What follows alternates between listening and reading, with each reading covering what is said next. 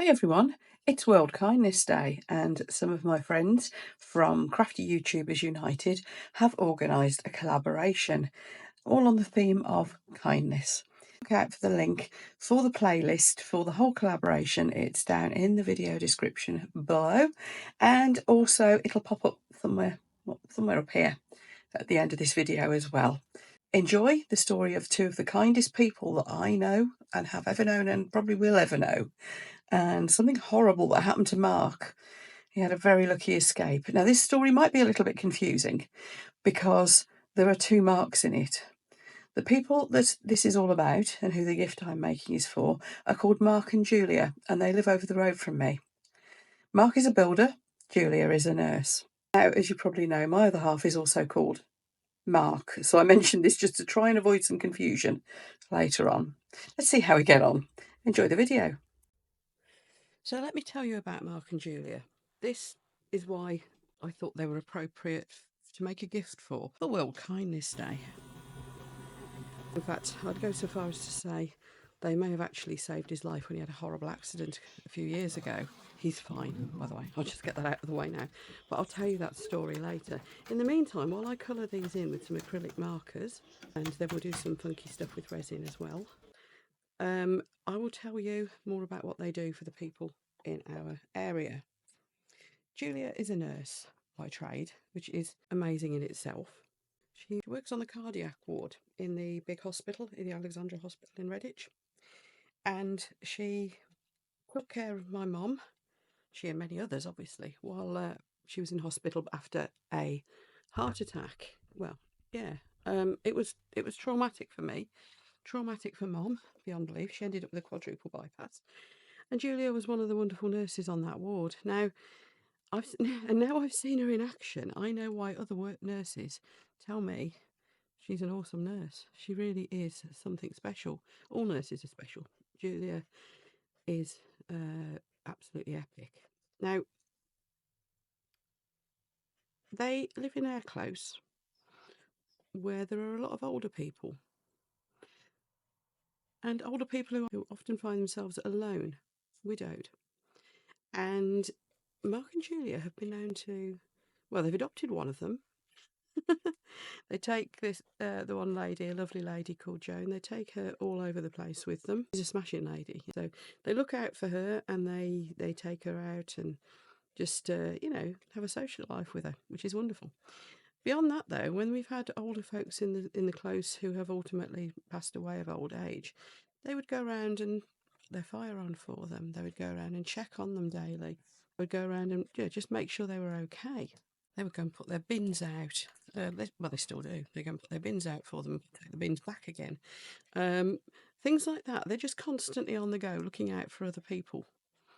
And I see them going in and out of these old folks' houses when they're needed. It's who you're going to call, Mark and Julia. They're just constantly on the go, looking out for other people. And it's a rare thing nowadays, isn't it? They're also darn good fun. We've had a few rather inebriated nights with them, and had a good laugh. They are absolute salt of the earth. Now, I'll tell you the story of the Mark incident. He doesn't watch my videos, so he won't know I've told you all. Just trying to get some more white to come out of this pen. It's not coming out very white. Maybe I'll top that up with some resin in a minute.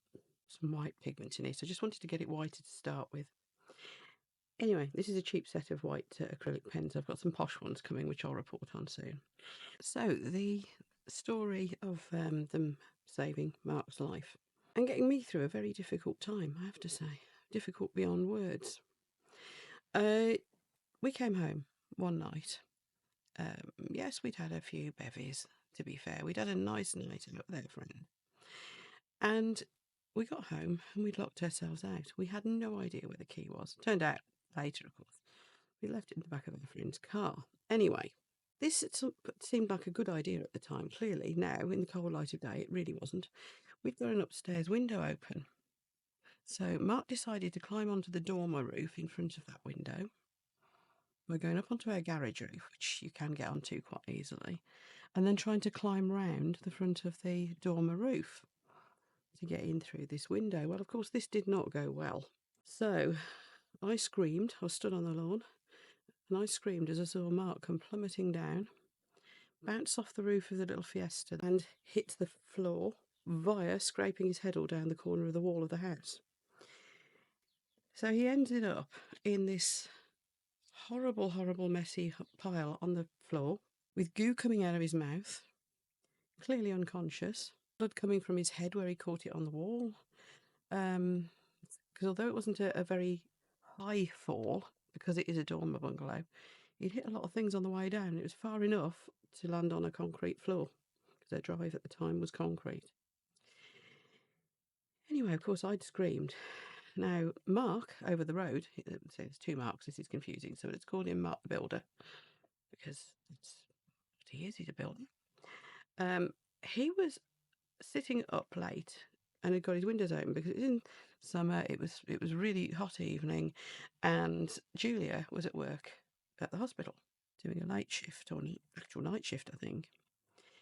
So he heard me scream and saw all our outside lights come on and came running over. Now, Mark was in a heap on the floor. I'm stood there shaking like a leaf, trying to ring 999 to call out an ambulance. Mark stood with me with his arm round me. He'd got Julia on the phone from the hospital.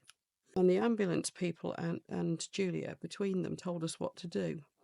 And the main thing that Julia said was, is he actually breathing? And we both checked and we couldn't see that he was breathing. So Julia said, you've got to move him. You're going to have to get him to breathe. And I said, I don't want to move him. What if he's broken his back or his neck? But if he's not breathing, that is not going to help him. Move him, rock him.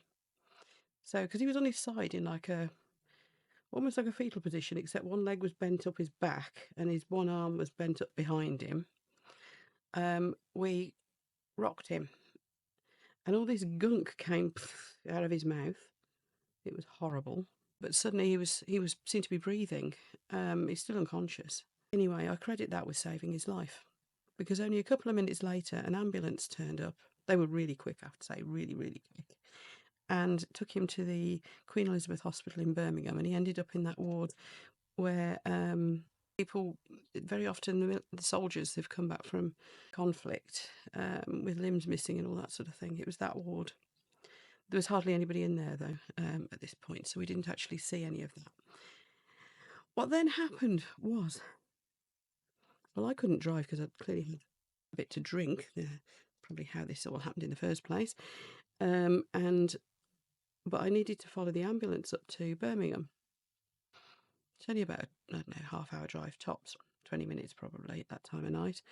But I was in no fit state to drive anyway, even if I'd been sober. I was in shock and sobering up fast. So Mark the Builder had the foresight to say, is your car insured for anyone? Knowing that it was a company car. And I said, well, yes, anyone with my permission. So he drove me in my car up to the hospital. He then proceeded to stay with me all night. We saw Mark on life support. Builder Mark was knowing what to, he was doing the asking the questions, because I was just in shock. So he stood with his arm around me and he asked all the questions. And he sat with me in the waiting room all night. We watched Mark's heart rate drop to 4, I think it was, at the lowest point. Builder Mark was taking this all in, because I just wasn't. I was totally in shock. I was completely useless. Completely. We were on the phone on and off to Julia as well, and she was trying to just reassure us. Anyway, at about 6 o'clock in the morning, they told me he was stable. He was in a massive neck brace, still on life support, with pipes everywhere.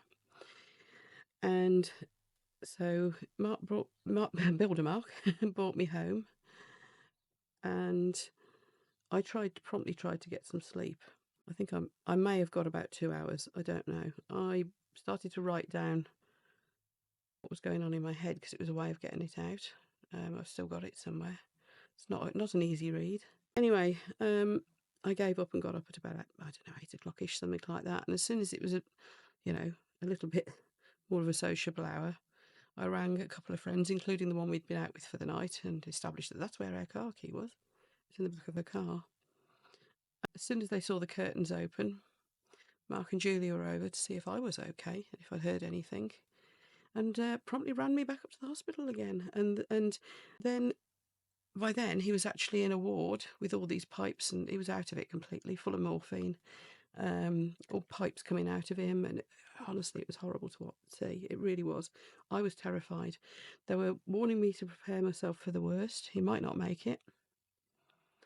If he did, he might never walk again. I was there a lot. I took his mum up to see him as well. You could only have so many people in that ward. It was very quiet. He had a lot of one-to-one attention because it was such a serious injury ward.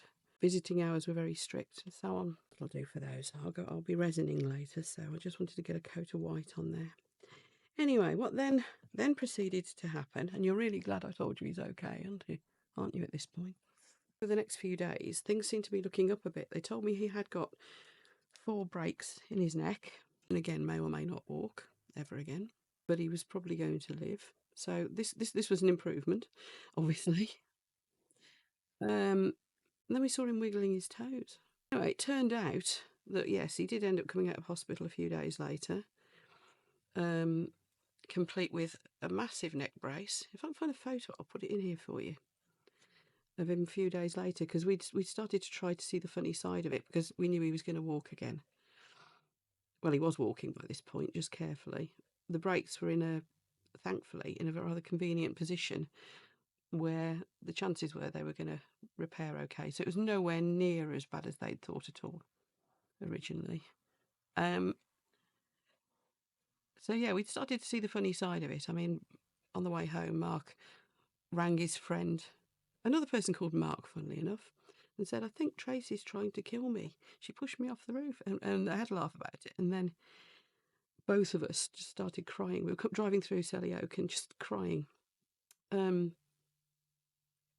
I think with relief and shock, and it all just came out. Anyway, in the meantime, while he was in hospital, Julia was coming round and offering to plate up dinners for me. Mark was on the doorstep every day asking if I needed anything. They were just constantly looking out for me, not in an overpowering, not in a too much way, just in a really caring and reassuring way. It was just awesome. I never thank them enough. So that's the story. And yes, Mark's fine. You'll have seen him dressed up as Batman recently in my videos. He made a total and utter recovery. It took a while. He had to take quite a long time off work. And that horrible collar stayed on for quite some time. There were indeed 4 breaks in his neck, but they were on the outside. You know how your spine goes kind of, it's like knobbly, isn't it? And they were all on the outside of the knobbles, and didn't creep inwards. So yes, total and utter full recovery. He broke his cheekbone as well, so he ended up with some stonking black eye type action going on. And the cut on his head was pretty nasty. He had blinding headaches, and obviously there's a lot of painkillers involved. Huge relief, fantastic recovery. So awesome hospital. But it wouldn't have even got that far if it hadn't been for Mark and Julia, and the very swift response of our local ambulance service, which was, I have to say, absolutely incredible. But I've no doubt that the swift action and communication from Mark and Julia saved Mark's life. And then the care that they gave me afterwards. Other neighbours, of course, were great. I mean, they were all saying, "Well, how is he? Are you okay? Is there anything we can do?" But Mark and Julia actually really swung into action. They were amazing. So there you go. I mean, this is why World Kindness Day, the very obvious thing seemed to me to make something nice. Now, the reason I'm making this in particular thing, let's go on a lighter note, is that Mark and Julia have a shed on an allotment. It's like their little I don't know, their lovely little home from home spot. It's just the shed. They've got a bench outside it, and their allotment, of course, where they grow vegetables and all sorts of things. And that's where you'll find them on a lovely summer's evening, sat watching the sunset with a nice beverage or two, enjoying their little spot of paradise. Now, the allotments are only just round the corner from us. Well, I don't know, 200-300 yards away, something like that. So I'll very often see them off down the road with the wheelbarrow to the allotments. Anyway, because of this, there's this shed, and I thought a sign for the door would be nice. And I did think about putting some like a cutesy saying on it, but in the end I just decided that Mark and Julia's shed and some flowers would be ideal. As you know, and you'll have seen in the clips earlier, I've got an amazing laser cutter that I'm so lucky to be sent. It's an XTool. It's the S1, and it'll cut big stuff. It's only 10 watt. You can get stronger powered ones as well, but this is only the 10 watt one because really it was designed to be used in conjunction with the silk screening gear, which I've frankly never used because I haven't got room to, and it's not my thing, but it will cut big pieces, big paint up, and bigger than what I've made here. So this was cut out of a 30 by 30 piece of wood. However, it'll easily go up to the size of this mat. It's exactly what size it is. I think it'll certainly do A3 easily. Might even go a bit bigger than that. And it cuts through this 3mm wood like it's butter. This took about, I don't know, half hour to cut out. Absolutely love the thing. Now, if anybody fancies an XTool, then do have a good look at the website. The link's down below. I am an affiliate, so if you use my code, I would be most grateful, because obviously that will credit me with the sale, which is a good thing. So I would appreciate that. It's things like that that help to support this channel and everything I'm doing. So I really do appreciate you using my links for things. And it doesn't cost you any more, so yeah, why not help me out? But the other thing I would say is, do have a real good look at their range, because they do all sorts of different laser cutters. And engravers they are as well, by the way. They've got the M1 Ultra that prints and cuts. It's slightly smaller as well, so it's a bit more desk space saving. And it will certainly cut 30 by 30. I don't think it goes any bigger though. They've got the small upright ones that do the most amazing engraving. Don't forget they'll engrave metal, wood, all sorts, plastics. Just been doing some cutting with some acrylic sheets. Worked a treat. So anyway, yes, have a good look, because there's models for all different crafting needs. Really, the range is quite impressive. I'm hoping on an M1 Ultra next. I'm actually started saving up for one, because as much as I love my S1, and it is blooming awesome, so it's a powerful bit of kit for a 10 watt. It's amazing. I do want to try that print and cut thing that the M1 Ultra does, so I am going to be saving up for one of those. Space is the issue, and I just think that the M1 Ultra, because it does a multitude of other things, it'll cut vinyl and card and all sorts as well, and draw. Then it's a good space saver, because you only need one gadget instead of several. That's the theory. Whereas the S1 is more specifically for laser cutting and engraving. And like I said, it does the bigger pieces, which is a bonus. I'm just going to keep colouring these in now. I'll speed this up for you, because it's just going to be more of the same until we get to the funky bit with the resin. So I'll be back with you shortly. Okay, we're going to get some resin on the go now. So I'm going to put this up onto my little Lazy Susan. But the first thing I'm going to do is cut a silicone mat to go on it, because this is just going to keep sliding around, isn't it? It just is. So I've got an old silicone mat. So I've got this old silicone mat that I never use, because it's a bit thin and flimsy. And I'm going to cut it out. I only recently got this Lazy Susan because I kept having things that I wanted to be able to burn while I was making them, and it was a right pain. So, go to the 10-inch circle. There we go. It's rather handy, isn't it? It's already got the circles drawn on it for me.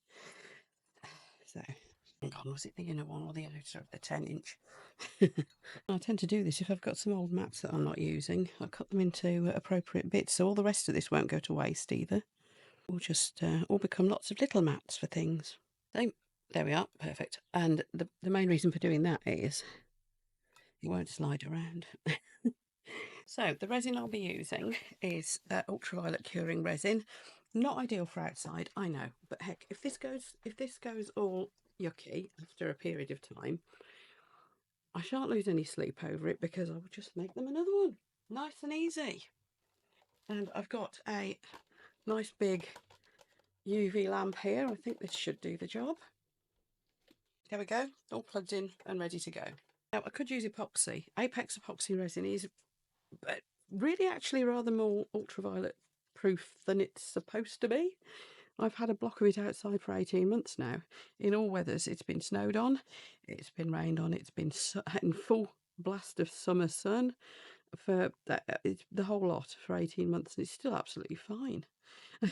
But it would be too difficult to draw these round all these fine lines. I want to get like an enamelled effect. I should probably be doing like a bit at a time and then curing it. And yeah, I mean, it's reasonably UV resistant, ultraviolet curing resin. Normally, normally you wouldn't use any resin for outside, would you? But I do know that their shed door faces east, so it's only going to get very early morning sun and very late evening sun, so it's never going to get the full blast. It's also very sheltered, so it's not going to get hit with the weather as much as most outdoor locations would. So this is also a bit of an experiment. I'll ask them to let me know how long it lasts and when they want a new one, basically. And if they need a new one in a year's time, I'll make them a new one. We can have a different design every time, can't we? So yes, I think I'm going to do like a flower at a time. Pretty much the same way as I did the colours. And what we're going for is a thick, glossy effect. The back, by the way, I will just be spraying with a varnish because I just kind of want to waterproof it a bit, really, that's all. If you're making something like this for yourself and you wanted to make sure, you know, perhaps you're not quite so steady-handed, you're a bit newer to doing UV resin than me, you'd always pop it in a little pot and just, you know, paint it on with a little brush. But this should give it a nice domed effect. So I'm going to give each bit a minute to cure. So this isn't going to be the most exciting to watch. So again, I shall speed it up.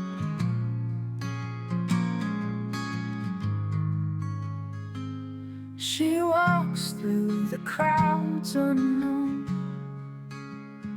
When she smiles, the warmth is shown. No halo up above her head,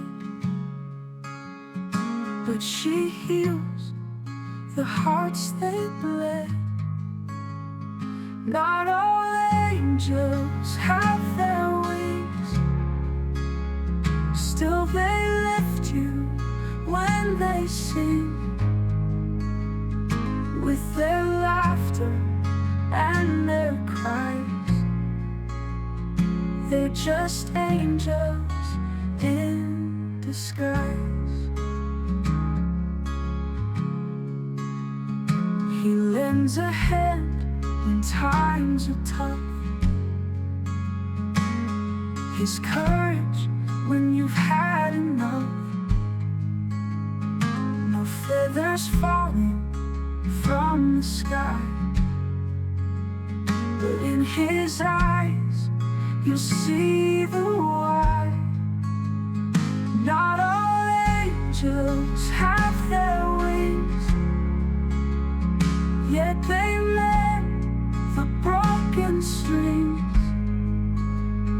Through the silence of the night, they're just angels in the light. In the simplest acts of grace, in the tears they help erase, you can find them standing near, spreading love without the fear. Not all angels have their wings, still they do the noble things. With their hearts so pure and wise, they're just angels in disguise. That's all done. I've just got a few bits to pull out, a You can see I've got a few little bits of overspill, but basically it's done. So I'm just going to leave that to one side now to finish curing off. And then, like I said, I'm just going to spray a bit of varnish over the back. In the meantime, I need to do the lettering. So let's put this out of the way because I'm not going to need that now. And again, I was thinking I was going to gild it maybe, or I don't know. But I think I quite like the white. I think just the white's going to look really nice against the colours of the other pieces. So I'm just going to do the same process with those, and I'll see you later. Like I said, I'm just going to flip it all over and just quick coat of spray varnish on the back, and then we'll be back to assemble it. Okay, this is all cured. As you, so I've made a mess of my mat, but as you can see, it's looking kind of funky. There's a little bit of overspill here and there, and I've got paint all over me, but I rather like it. I think it's got some sort of like almost like an organic raindrop feel to it.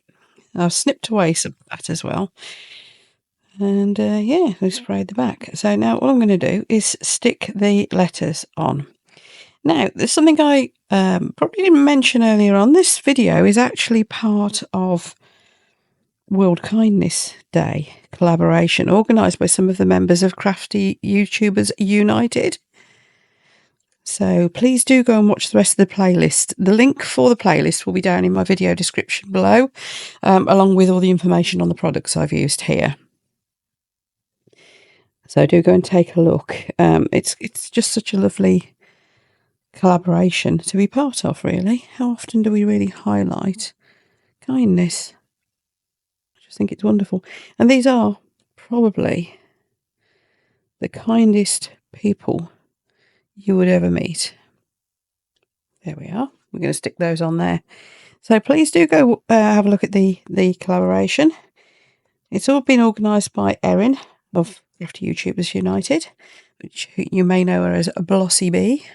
We're doing a lot of these collaborations lately. They're great fun. If anybody would like to join in with any of these collaborations, just drop us a line. Possibly the easiest would be to message me, email me, because I'm quite happy to give out my email address. And of course, you know, the group is open to new members. It's completely free. If you have a crafting YouTube channel, do get on board. Whether you're experienced and can help to share a bit of knowledge with all the others, or a complete newbie and could do with a bit of moral support and picking people's brains once in a while, everybody is welcome. And as I say, we do these collaborations once in a while. We seem to have had a flurry of them lately, which is rather nice. Did you notice this is vaguely heart-shaped, by the way? No, to try and stick these on straight is going to be fun. Trying to get above it to look down. It's either that or just not worry about it being straight at all. I hope this glue will work. It's pretty strong. I did think about sticking it on with some more UV resin, but then I thought, well, the light isn't going to get through it, is it? So it might not work. I haven't got the apostrophe for the S because it was just proved to be too fiddly, and after having cut several and keep losing them, I gave up. So once I'm going to let this really have a good cure time. I probably won't bump into Mark and Julia for a day or two anyway. We bump into them quite a lot because they literally do live just over the road from us. But at this time of year, we're not out the front as much as normal because it's cold. So I'm not out the front playing with cars. If I don't see them within a couple of days, I'll pop over and say hello and take them their little gift. And I didn't want to wait till Christmas or something like that. We don't normally do Christmas gifts. We just do cards. But I wanted this just to be a special World Kindness Day thing. So separate. See what I mean? And I'm just going to leave that glue to dry. Thank you so much, everyone, for watching. I look forward to seeing you for the next video. Happy World Kindness Day, everyone. And remember, be kind. Bye.